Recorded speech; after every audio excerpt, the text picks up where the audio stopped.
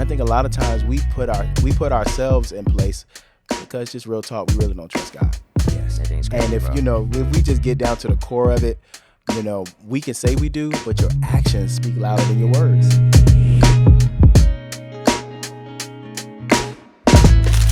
What's good, everybody? Welcome back to the More Purpose Podcast. Where we talk faith and finances. I'm your host, Clarence. And your co-host, Marlon. And today we back to back with the episodes. Yes, we got sir. episode 2 for y'all for season 3. And today we have a special guest. And we're going to let him introduce himself real quick. Yes, sir. Alex Holt. What's going on, everybody? My name is Alex Holt. I am creative director. I am also a conference host, Renewal Conference. Yeah. Yes, And sir. I'm the husband of one wife. Yes, sir. One beautiful wife and the father of 2, Caleb and Ethan. Yes, sir. So that's what Shout out to the fam. Yes, sir. Yes, sir. Have you today. Yes, sir. We talking about today, bro. So today we're going to be talking about a topic that we recently just touched up on at our Bible studies. And I spoke on the topic of jumping the gun. And for those that don't know what that means, it was basically on how God can give you a dream, a vision of something that's to come in the future, but you wanted to take into your own hands and move out of turn, basically, without moving on God's timing. Mm-hmm. So we're basically going to tap into that. And my first question is more so, when was there a time where you jumped the gun, if it's recently in the past, so on and so forth? So my most recent time of jumping the gun would probably be when I started real estate. Everybody was telling me, I know God was telling me too, to keep my job, continue to save your money and stuff like that. I went to wise counsel, both my parents. They're like, keep your job. And you know me, I'm like, I don't want to work for nobody no more. I'm in real estate. So my parents being who they are and me being who I am, and I felt like I heard God say, quit your job. Mm-hmm. Turned out, I was hearing myself. I quit my job. And that just it was a domino effect of a whole lot of things that I was never supposed to go through if I would have just listened to my wise counsel and actually discerned God's voice from my own voice. So I definitely feel like I jumped the gun with that. But God is gracious and merciful to where even when we do move out of turn, He can redirect us. It may be a little longer to get to the destination, but He will sit us down and reroute us. So that was for my sure. time. And for me, my recent moment was more so, for those that don't know, I'm a photographer.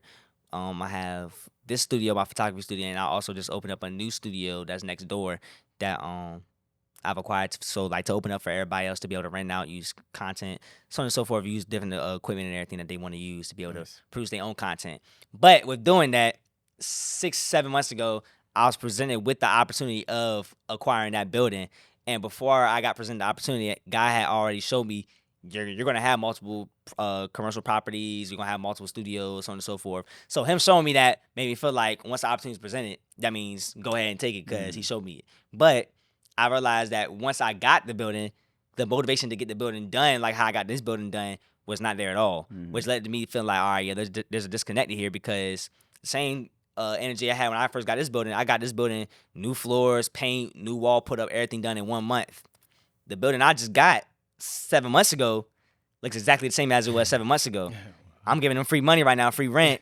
I'm not even using the building. So that's what let y'all know, there's a disconnect. So for me, it was more so, God showed me what I was going to be doing in the future, but I didn't go to God and say, all right, God, it's now the time. And when I prayed my little 1-2 times, again, my flesh was like, now's the time to do it. You know what I'm saying? The rent going to be cheaper. They give me a cheaper rent and everything. Get on it now. I was like, I bet, got on it, but at this point, it's not really wise, because now I'm just giving them free money because I haven't utilized I haven't built the plan. I haven't let God apply the plan of action for me to even get the building up and running to be able to do what I wanted it to do in the first place. So that's my situation. But do you have any wisdom, I guess, or insight for those that are thinking about making a certain decision right now that you can help them out with before they make the decision? Because sometimes we'll make decisions off our flesh and not wait for God's answer because we're impatient. Yeah. I think, man, I would say I kind of have a story. Okay. When I first went to school, for me, I didn't know exactly what I wanted to do. I always thought about being an architect. So I remember when I went to my dad, I was like, Dad, I want to be an architect. Went to Hampton University. And so for that first year, I really thought it was what I wanted to do. Fast forward, I started my group. So we started our music group, Alex Holt and Free Worship. I thought that, we were going to be Grammy Award winners, Stellar Award winners as soon as we started. We love y'all. So this is the thing. So I dropped out of school. You know, it was my second year of architecture, and then I was like, okay, I don't want to do that, but I want to do entrepreneurship. So I went into that. I dropped out of school because finance, because of all these things. And what I realized later down the road, got back into school. So I'm finally back in school doing everything I want to do. But what I realized was sometimes we can move outside of God's will for our lives because we think it's something better on the other side. When in fact, God may be, you know, helping you to endure certain seasons so that it can build your character. So what I would say, man, is honestly like the fruit of the Spirit. You know, God gives us the ability to have long suffering. And sometimes we move too quick because we really don't have patience. And we think whatever's supposed to happen is going to happen like right now. And, you know, and so what we learn from those things and from those lessons is sometimes we're supposed to go through hard stuff. Sometimes we're supposed to experience stuff that works our patience so that God can just work on us in that season. So, you know, I think what we have to do in order to not move out of God's timing is to be okay with uncomfortable seasons and it not being like fully worked out and perfect so that you can know what God is really trying to do in your life. I think that's good because for me, like basically like when he said that he wanted to quit his job and everything, like we had all told me it was like I think you should keep the job and everything until you have the like real estate, the safety net and real estate already moving and works for you. So for me, in my situation, it was basically similar, but I stayed at my job. I was working at Chick-fil-A, and mind y'all, I wanted to quit my first day at Chick-fil-A. I got in there and I said, bro, this is not it. Like it's not for me. But my mom said you can't quit, so I was like, I bet I'm not gonna quit. I'm gonna stick it out. And from there, I knew that I can't leave Chick-fil-A until photography starts paying me the same, if not more, than what I'm making at Chick-fil-A for me to be able to quit and still be able to sustain my lifestyle, sustain all my bills and everything, so on and so forth. But while I was there, I didn't realize that God was keeping me there for one, not the networking too, but also to be able to learn why Chick-fil-A is so good at what they do. So Chick-fil-A is known for their customer service. You never really see any people that go to Chick-fil-A and don't get fresh food or don't have, you have to, My pleasure. Yeah, exactly. See all that stuff. Exactly. Chick-fil-A teaches manners. They teach you public speaking and everything. Like you have to talk to like the customers and everything, make sure every need is met. Like you don't miss a beat in there. Chick-fil-A is actually cleaning the back. This ain't like, you know what I'm saying? Like they actually making you do stuff that you gonna actually use in real life situations. But the biggest thing that I learned from them was more so like the clientele aspect of keeping clients coming back and everything. And I didn't realize that God was gonna let me be able to take from that to apply to my own business. So me being at Chick-fil-A, being nice, my pleasure, like complimenting people, so on and so forth, led to being a staple in my business that leads people coming back because they felt comfortable when I'm doing their photo shoots. I think the thing about it is we always get a lesson out of every like season that we're in. And many times we try to fast forward the lesson to get to like it's real corny, the blessing. You try to fast forward through the season of, you know, what you learn. Like you said, you learn how to say my pleasure. Chick-fil-A probably taught you so many things, but we always try to like bypass you know, the lesson. We try to bypass the work in order to get to, you know, what we see. And I think God does it on purpose. I think he shows us the end result, but he never really shows us like what it takes to get there. And I feel like that is the thing that builds your character, because if he just gives it to you like automatically, I mean, you probably you wouldn't know how to say my pleasure. You wouldn't know, you know, different lessons that you're supposed to have. And those lessons are the thing that's going to keep you or keeps us where we are after we go through like that season. Something that reminded me of that me and my brother always talk about is Karate Kid with Daniel and Mr. Miyagi and how all the training that he was going through, it did not make sense in the moment. Wax on, wax off. How is this helping me fight? And I think from when you're actually standing in your season, you're looking at God and you're like, how is this beneficial to where I'm going? Not knowing God has a whole nother plan and intention for how he's going to use that season. So I think sometimes it takes for us to get outside of our own perspective and ask God, like, God, allow me to see this season of my life from your perspective and from your will, not my own, so I can understand what you're trying to do in me and what you're trying to teach me. Because a lot of us, I don't know why as humans, we love to skip the process. We just, that's just what it is. Yeah. No one wants to go through pain. Nobody wants to go through pain, but it's like we just want to come out as diamonds without no fire. You know what I'm saying? I always say to them, I got it from Kevin Hart, like, nobody wants to read a book with just straight wins. That's true. true. Nobody wants to read a book without the trials, the tribulations, the setbacks, the obstacles that you face. Like, we want to read something that has some substance to it. I want to see how you got from this point to this point and what you went through to get to that point. Like, because everybody's story is going to be different, but sometimes what you go through is going to be a testimony for someone else to help them out to get through what they're going through. Because my own...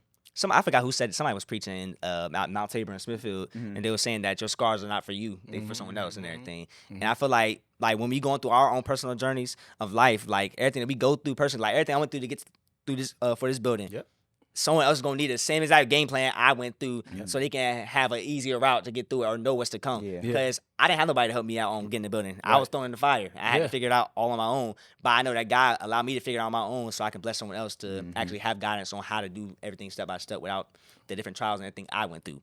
It's crazy because when you look at the Bible, most of the times you see like more of the negative parts of people rather than the positive parts. So I'm looking like at David. I mean, I'm like, David, God, why would you like him? It's like every single time he's always doing something out of pocket. And then you look at like everybody. You look at Moses. You look at all these people. It feels like it's us who always try to show the highlights of our lives. And I don't know if it's social media. You know, Instagram, it's always like the smiles and it's like the best thing that you have. But like you said, most of your substance comes from like your pain. It comes from the struggle that it took for you to get to where you are.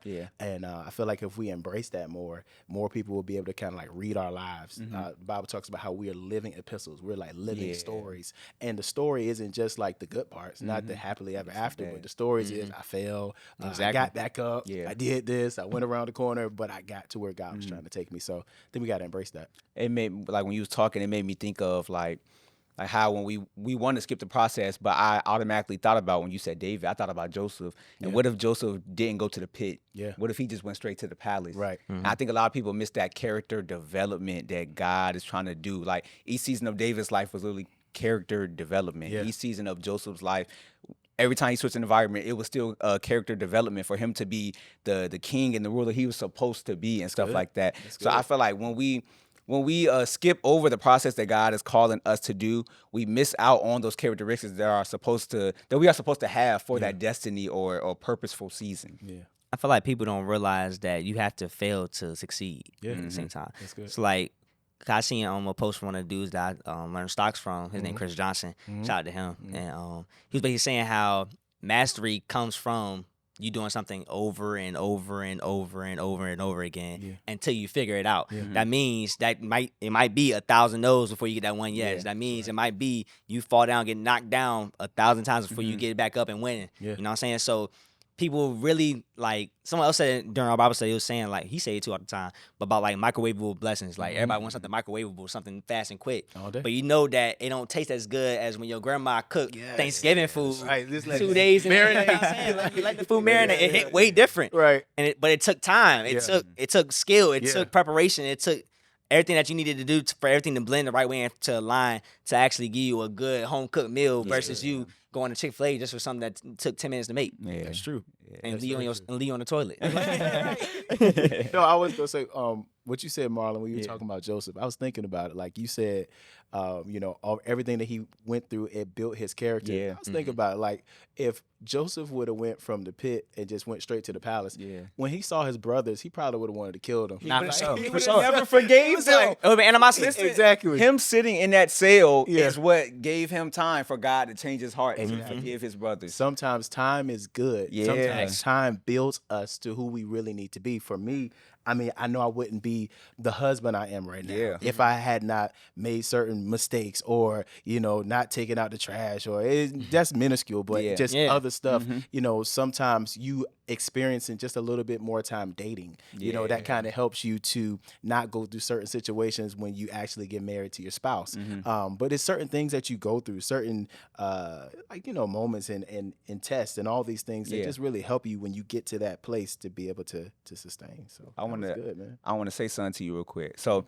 I seen a quote on Instagram. It said, "If you want to make God laugh, tell him your plans." Always. Can you talk about that? How what did you have planned for your life and how God just led you to where you need to be? I think one thing that I always say is God doesn't care. And I don't know if I got this from Mike Todd, but he said God doesn't care about our plans. He cares about his purpose. Yep. And you know, for me, that really stuck out just so much because for me, I had all the plans. Like I knew exactly what I was going to do from college. Okay, get out of college and then do this, and then from there do that.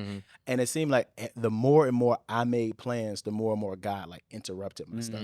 And most of the times, where I found the most success was when it was outside of my planning. I told you I wanted to be, I wanted to be an architect. Yeah. Like that was what I thought I was supposed to be. But it's like year 2 into being an architect, I'm like, yo, this is not for me. Like, you know, I love to draw, but this is not for me. I know God wants more out of my life.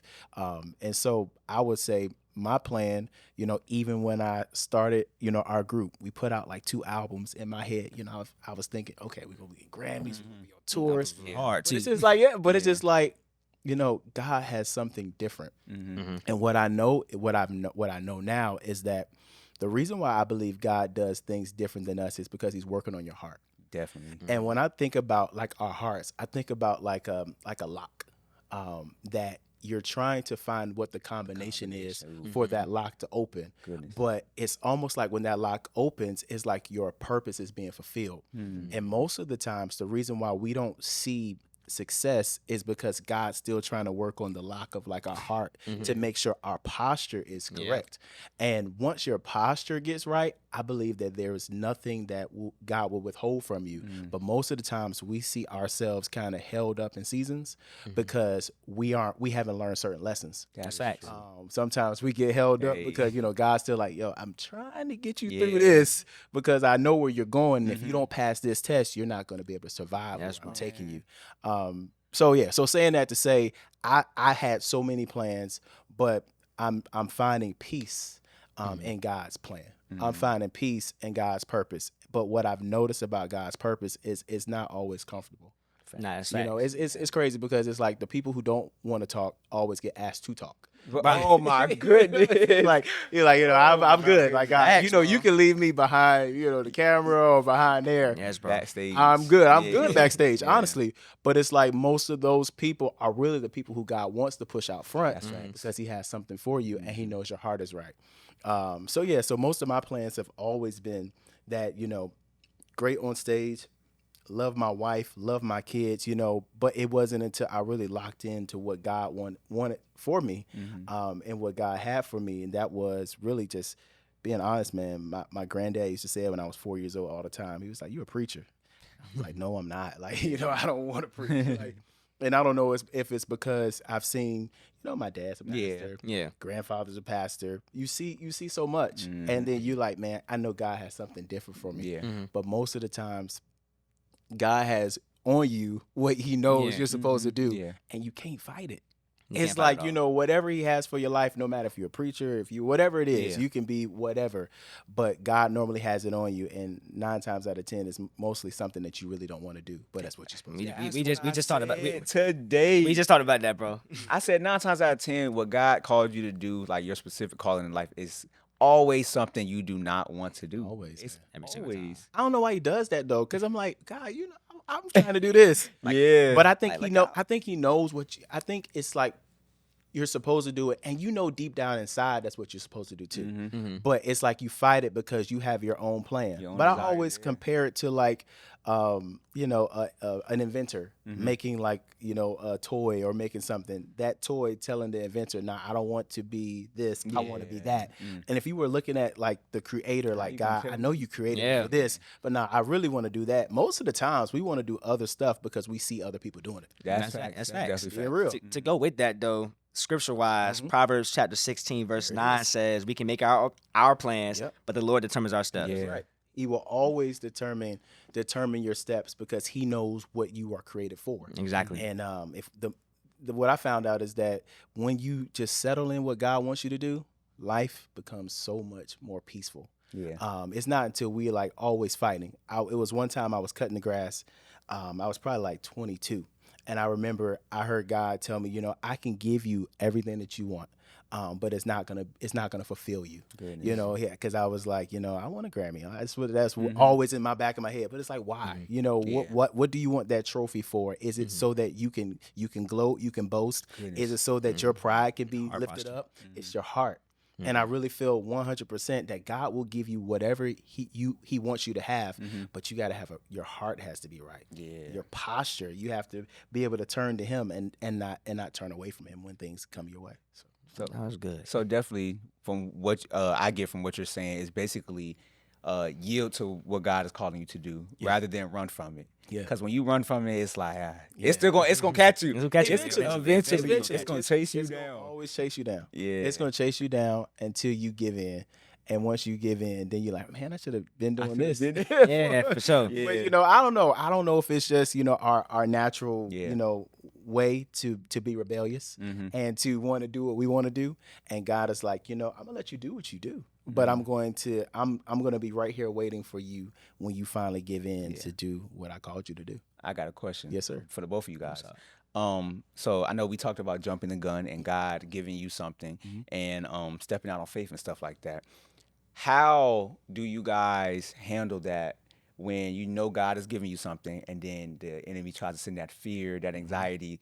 It comes in real quick, especially when you have a new idea and stuff like that. How do you guys handle that?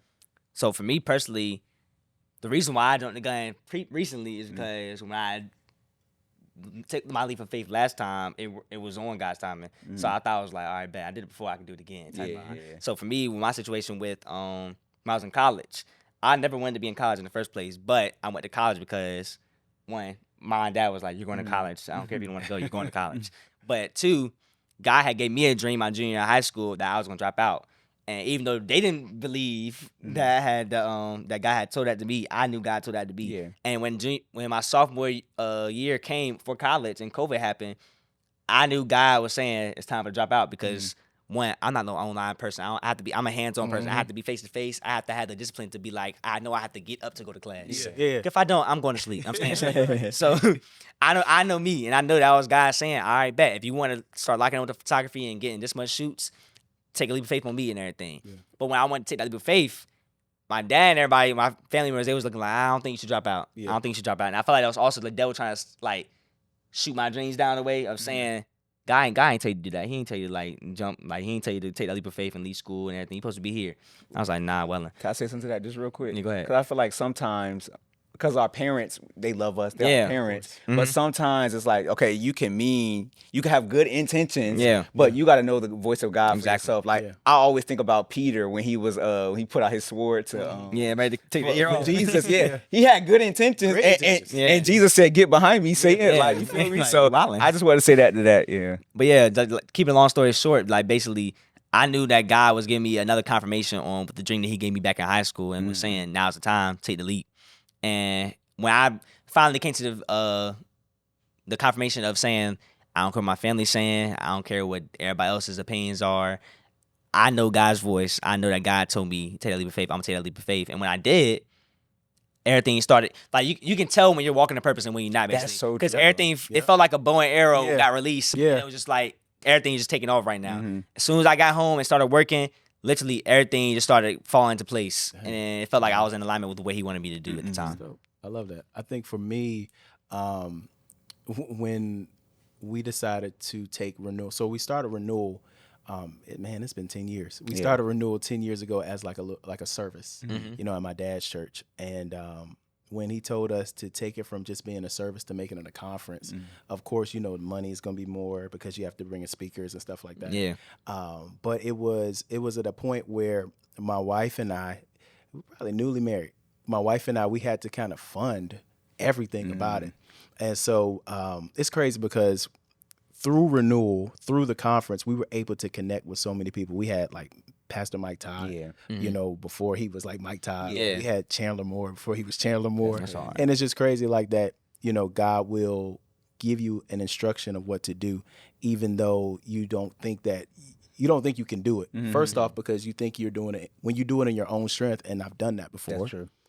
You normally don't win. Yeah. And so every time. So what I mean when doing it in your own strength, sometimes, man, we could take what God wants us to do and we start doing it in our own power.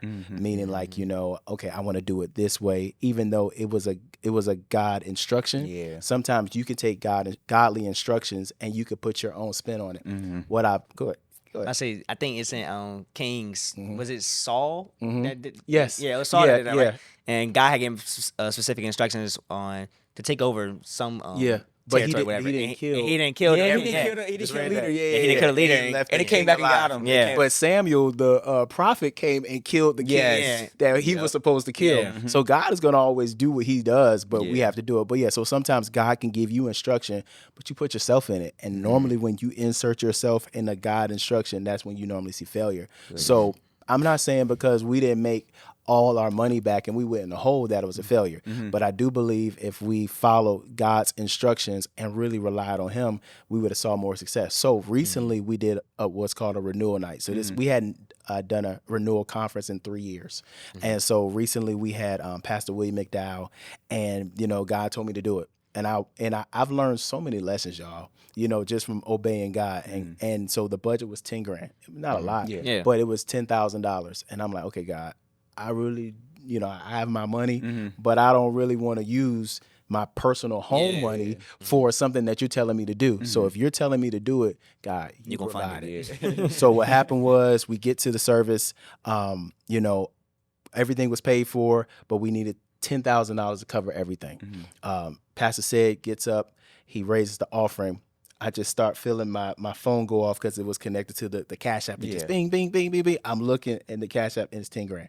So it's That's like crazy. what I found out is, don't put your own self in God instructions. Just obey. And when you obey, God will do what he said he's going to do. Isn't he? Because the thing about it is like, we have to test God. Most of the times we like take God out the test and be like, okay, I got it, God. You can move over here. I'm good. But no, like the Bible says, try me now. Like try him. And he's going to prove to you that, he's going to do what he said. I feel like partially obeying is still disobedience. It's true. Like, That's very true.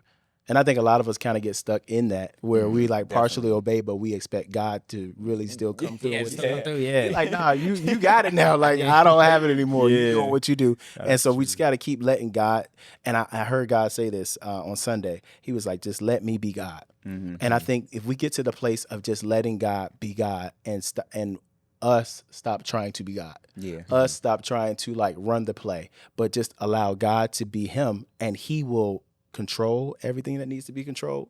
He will dictate what needs to happen. He will speak to you and tell you to go left or go right. Really, all we got to do is just run the play, but let God be God. I just said that. That's crazy. He's been saying run the play. He's been saying God, he put out my heart. What's it called? When I first came to the realization that I had jumped the gun, I was like, all right, God, like, my fault. Yeah. Like, I apologize. I was like, my fault. I'm sorry. I jumped the gun. I admit it, but I need to call an audible, and I'm just run the play. That's good. call that audible. Change the setup. Right. Reroute me like Siri. Yeah. And get me back on track. But Yeah. that thing is crazy. I think that's a trusting type of thing. It is. To trust, to trust God that he's going to be able to put you where you need to be. And I think a lot of times we put ourselves in place because, just real talk, we really don't trust God. Yes. That thing's crazy. And if if we just get down to the core of it, we can say we do, but your actions speak louder than your words. If you really trusted God, you will do exactly what he said to do. Which is big when he said it, because I think we were talking like you can do things late in the game and expect the same results, but God's like, nah, you were supposed to do that like it's a small window of opportunity. Exactly. It's a small window, and you have to take it when God tells you to take it, because all those things are keys. I think the biggest thing is I look at like walking in faith. It's like you walking in, you got your hand over your eyes, and somebody's in front of you leading you. But the problem is we always want to have our eyes. We always want to know exactly where we're going. I think that's always been our downfall. Yeah. And back to the stress part, I agree exactly with what you said, like trying to be God, because most of the times I've experienced that stress or anxiety about something. It's because I was trying to figure it out in my own strength, in my own power. And I said this in Bible study too. On The Chosen, Philip was talking to Matthew, and Matthew was basically saying how he doesn't feel worthy that Jesus called him, or why Jesus called him, and that he felt like he didn't have everything he needed. But Philip was basically saying how if Jesus called you right now, that means you already have everything you need, and everything that you're looking for, that he wants to give you, will come in time. That's good. And it's basically saying like, don't worry about all the extra stuff that you don't have right now, because you have everything you need right now in this moment for the season that you're in. Yeah.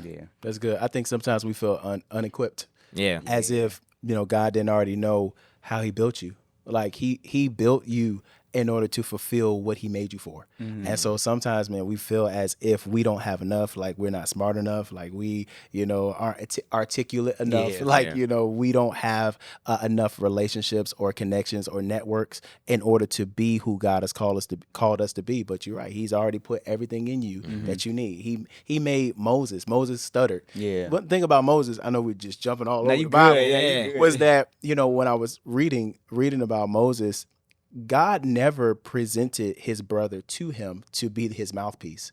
It was Moses who asked God for Aaron to be his mouthpiece. Wow. So even though Moses stuttered and even though Moses couldn't talk, God was like, yo, I made your tongue. I made your mouth. Yeah. Why are you talking to me as if I didn't do it? Like, he's like, God, I can't go and talk to Pharaoh and tell him, let my people go. No, but Moses asked God for someone. And then that's when God said, I believe he said, Aaron is like on his way to you. He'll be waiting for you. He's waiting for you. But it wasn't God who said you needed Moses. God was going to use Moses regardless of how he was. Yeah. Which that's crazy. We definitely was just talking about that earlier. We're talking about how a lot of times in our inadequacies is where God is like his glory is like he gets the glory the most. Like, and we're talking about in our weaknesses, he's made strong and stuff like that. Because all of this podcast started from him, and he does not like speaking. He hates it. He hates it, and it's like it was just a God thing. It's it's one of those things where you just can't explain. It's like this not nothing I was groomed for. This not nothing that I was just the